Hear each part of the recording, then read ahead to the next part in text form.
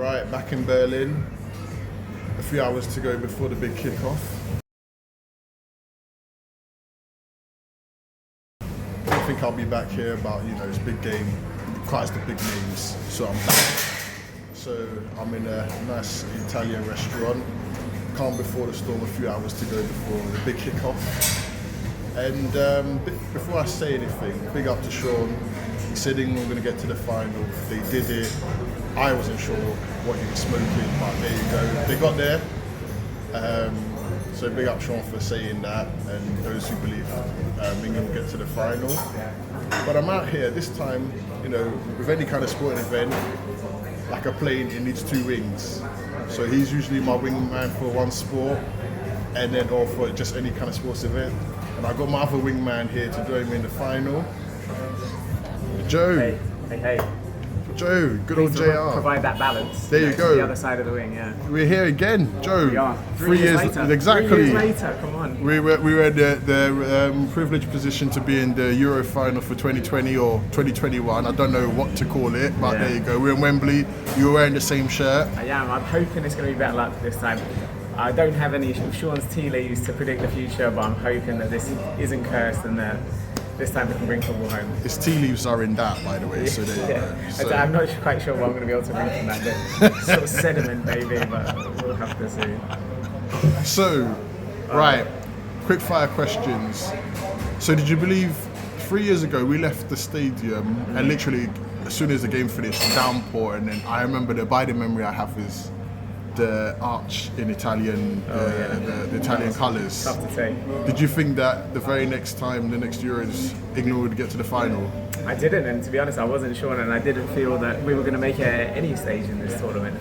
Maybe the semi-final, I did actually think we were in that, but up until that point, I thought we were struggling. I think it's been a difficult tournament for England, but they found a way, and I'm just hoping that continues tonight and that they again find a way. But yes, I don't know, I think 3 years ago I might have felt more confident. It felt very low at that point because it did feel like that was the Euros on home soil. It felt like that was our time to win it. And then finally, after this long period, that was our time. But maybe, a lot of teams sometimes get to their first final and then they lose it, and then it's the next one where they get over the hill. And maybe today that's going to be it.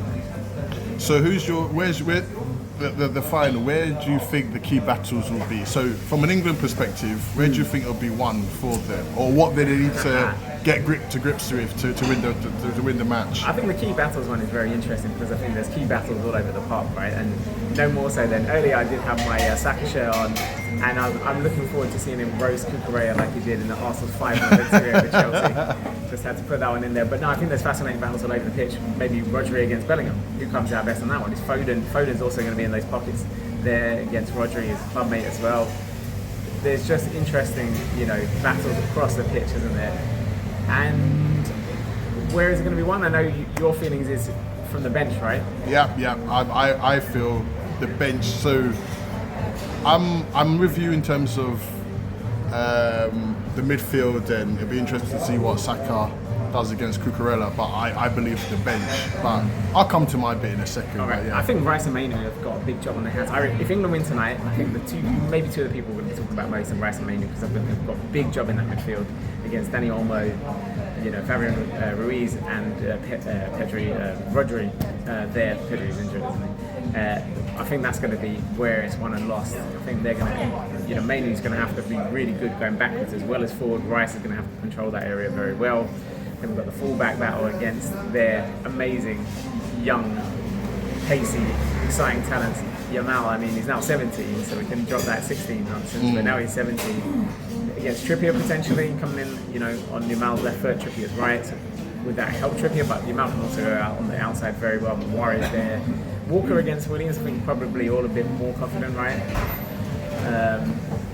But yes, I think that's what you want from a final. You want it to be battles everywhere. Are you going to win your individual duel? And then obviously how that contributes to the collective. So give me a score line. Oh, I'm not so good on score lines. I'm either too optimistic or too pessimistic. So let's see where I'm going with this one. I'm going to say 2-1 in extra time. 2-1 in extra 2-1 time. in extra time, yeah. So for me, I think it'll go to extra time. I think England's chance is the bench because I just think they've got the firepower. I do believe no goal. scoreline. I think 2-1 too. And yeah, let's hope for England winning. Better, because the amount of money we spent to come out here and the travelling. Oh, so that's it. Signing off for now. On the way, we're now heading to the metro, which you can see here. On the way to the Olympic Stadium. Let's go.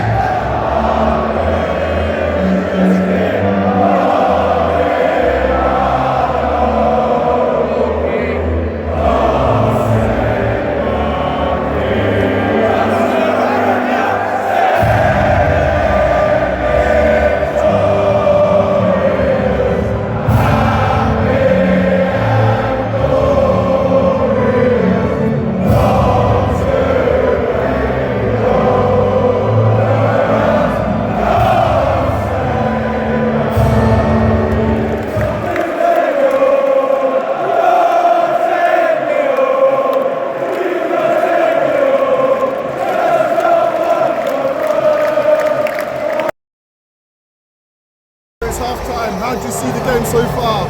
Tight. Is that it? Are you a chess fan? No. Well, I would say not that both sides haven't moved their boards very far. No one's advancing their rooks, their knights. Nothing's happening. Very tight. We're waiting for a mistake, right? Or subs. What a boring analogy. Chess, of all things. I was trying to make it highbrow. All right, what do you want me to do? Something more. Just call the damn game. Well, it's tired. Everyone's a bit down at half time. People are worried. You're worried. I'm not worried. You're not saying much. I'm focused. I'm watching the game. Game phase.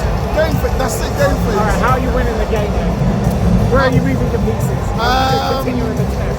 The way I see it is that I'll continue as it is. Very low chances.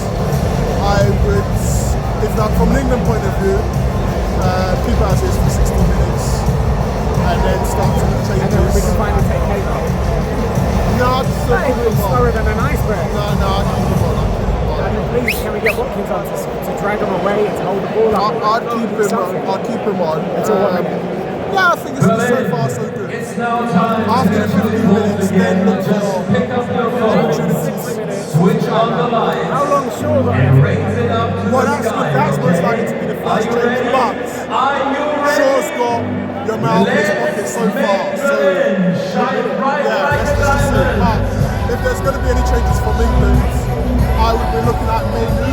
He's alright, he's doing right, but I think a bit more thrust if there's an opportunity for England to go for it. Maybe to come off. I would look for, I'm trying to remember the midfielders. Gallagher, Walton, he hasn't played so far.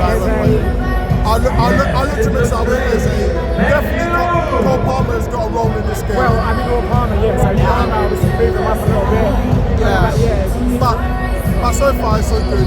Spain, they've had opportunities as well. I think for Spain, if they actually pass the ball a little bit quicker, it's a bit too slow. I think there's some some joy in the middle, but they're not playing, they're using the width. But with this World Cup, you're not going to be World Cup for pace. And so far, Shaw's doing well against your house. So it's they look to be hoping that those little pockets are going to open up and they're going to be able to exploit them. So far this tournament, I imagine we'll see it here. yeah. I mean, I don't think it's impossible until much later. I can't think who else that will happen. Yeah, so England have got more possibilities for the match. If we can get Palmer, if we can get Watkins, if we can get Izzy on, I think we can start to cook. Yeah, but at the moment, yeah. I don't want us to wait to not. I think we've got to try and go win it at some point, not just not win it. It's simmering. I think it's simmering, and then 60 minutes onwards, it'll start to cook. Can we turn that up a little bit? Yeah, that's it. A 6 to a 7. There you go. So that's You're it. happy with that, haven't you? That's better. It's better. Chess, man. You might as well just said golf or some boring. Yeah, golf would be the way. Anyway, until us half-time report, we're signing out.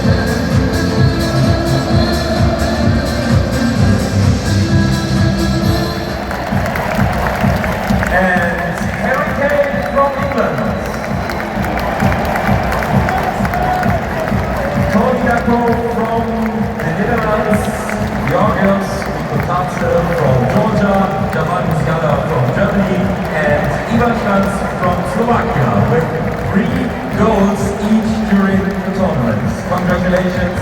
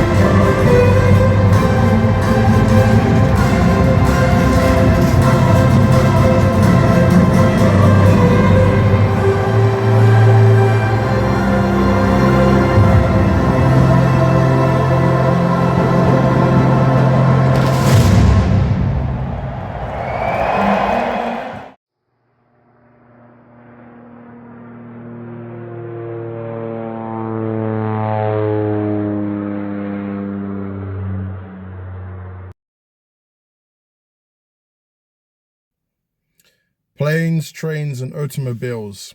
That's the best way I could describe the journey to and from Berlin. Almost about to reach home. It's been a long day, and I'm looking forward to shower, some good food, and bed. Not saying that there wasn't good food in Germany, but yeah, I'm ready for bed. So anyway, as I am about to end my journey, I thought I'd give my thoughts regarding the Euro final and the weekend that we just saw. First of all, it was a really great experience. Really, really good experience. It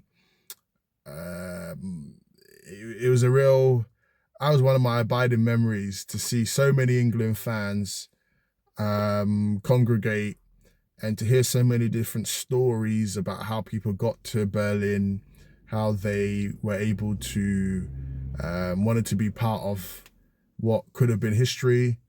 Met some really nice Spanish people, some Spanish fans as well, en route, and during time out there. So it's just a vibe. It's just a vibe. As tournaments should, as football should be, as anything in life should be. But these tournaments are great where you just see a mix of cultures and fans congregating. But no, the stadium was just bonkers in terms of I've never seen that many England fans congregate in one stadium like this. And this is even more than Wembley in terms of the level of support. You know, you go to Wembley and yeah, but this was such another level. And I was chatting to one of the fellow England fans.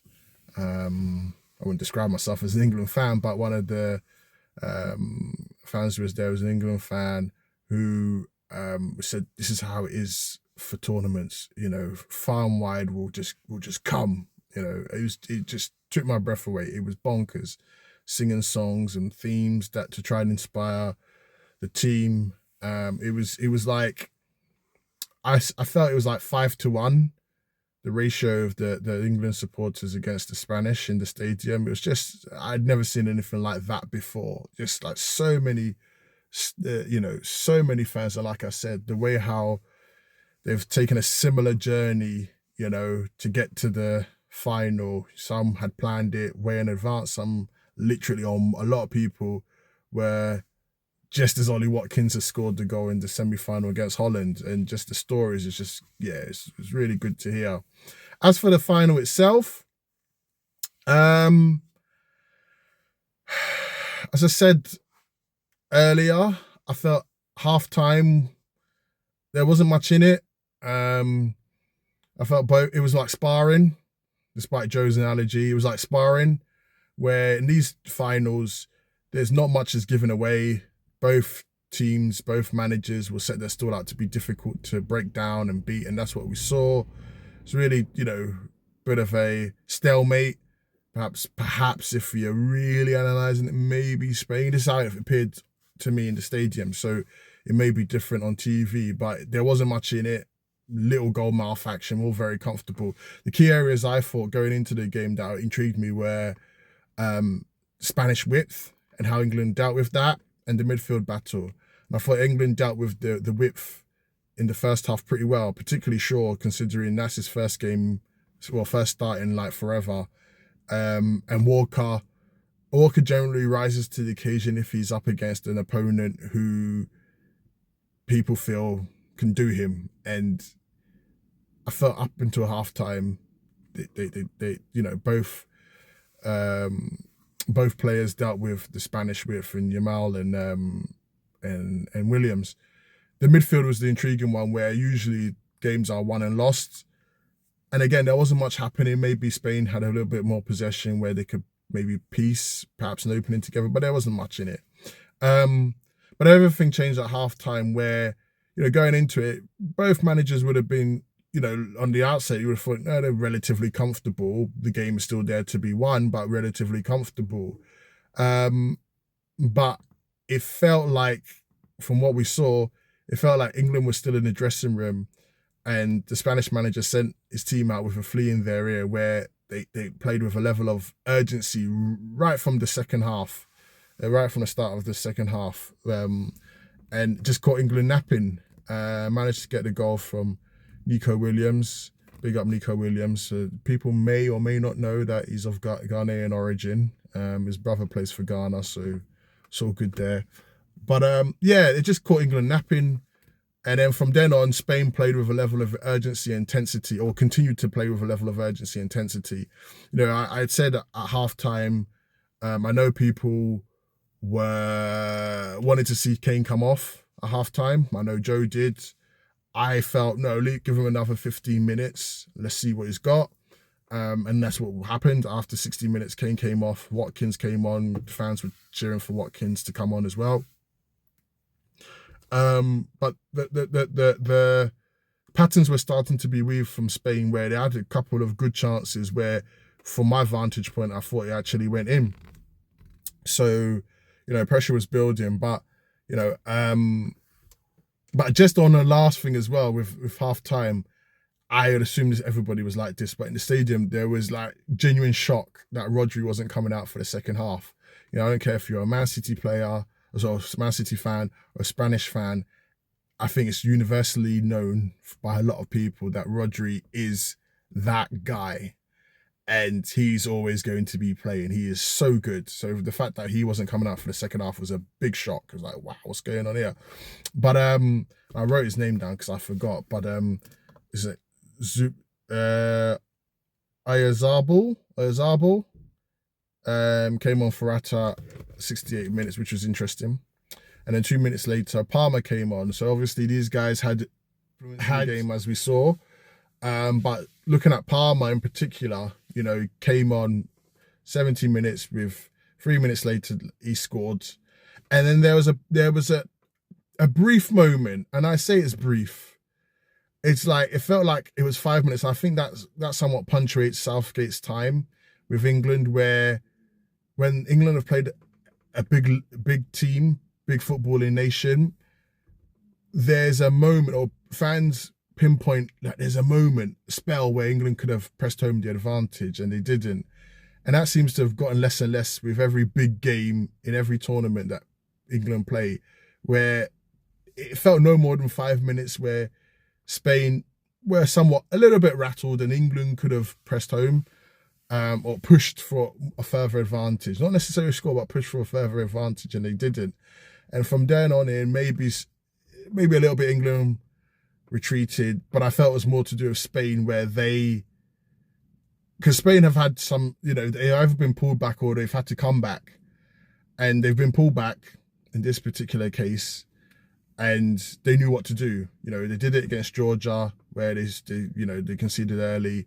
They were pulled back against Germany, pulled back against France, you know, and England, we've seen England come back many times. So it wasn't, you know, it was up for grabs, but Spain seemed to deal with it better and piece things together. And Oyazabal, again, I apologize if I've incorrectly pronounced his name, scored the winner. But it kind of felt like it was coming because Spain kind of wrestled the ascendancy of England away from them. And yeah, a goal at that late stage, I think it was pretty much done. I know what people will say. You could look at it more from an English point of view, this, that, the other. But I just thought, look, Spain were just a better team. And I don't think England could have done much more. Maybe a few more substitutions here, there. But Spain are just better. And I think, and I can imagine what the people will say, Southgate should have done this, should have done that. I'm not so entirely sure. What I will say, though, is that the Spanish manager seemed to get into his team, because there was a complete change in attitude from the Spanish team after half-time, whereas England didn't really, they were just caught napping, or didn't look like they could even raise their level of urgency until they were a goal down and they had to chase the game. So I guess that's, I suppose, the difference in management styles. But yeah, it was a great experience. Fair play to Spain. They came through the harder route. I think they deserved it on the day as well. Showed a bit more impetus, intensity as well. And the journey home was quite, you know, it was interesting. Met, again, a lot of English fans speaking from different parts of the world they were coming from, interesting conversations. But I think the general consensus is that was Southgate's last game. So it remains to be seen what happens going forward for both England and Spain. Spain would have ambitions to go on and in 2 years' time lift the big one, the World Cup. So who knows? But anyway, this is the Stadium Veteran signing out.